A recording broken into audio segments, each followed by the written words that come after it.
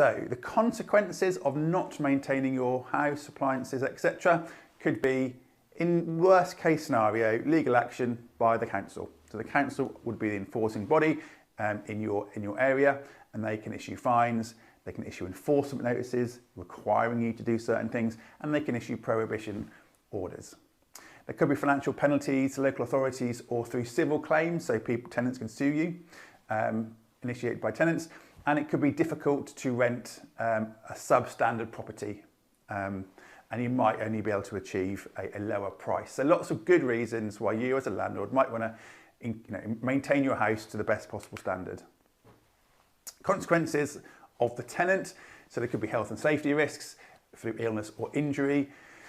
Really important one here, dissatisfied tenants and poor relationships. So if you have a poor relationship or dissatisfied tenant, rightly or wrongly, it's always going to make your life as a landlord more difficult.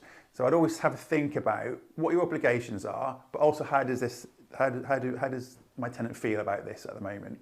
You need to be clear about where the responsibilities start and end, but communication with your tenant around these issues is really important. You don't want to create a bad relationship with your tenants. It makes everyone's life more difficult.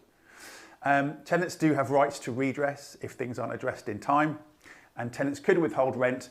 Well, that's not recommended, but there is a route that sometimes happens, and they can get repairs done themselves. But if they're going to do that, there is quite a strict process to follow. They can't just say, I'm not paying you because you haven't done this. That is not the right approach. There is an approach, but there is a process that the tenant needs to follow.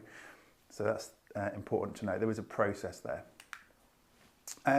The consequences on the property, it would achieve a lower value of rent. Higher costs of future repairs could be a thing, and it might just reduce the return on investment that your property is giving you over time. So lots of financial reasons you might want to consider doing a great job of maintaining a property.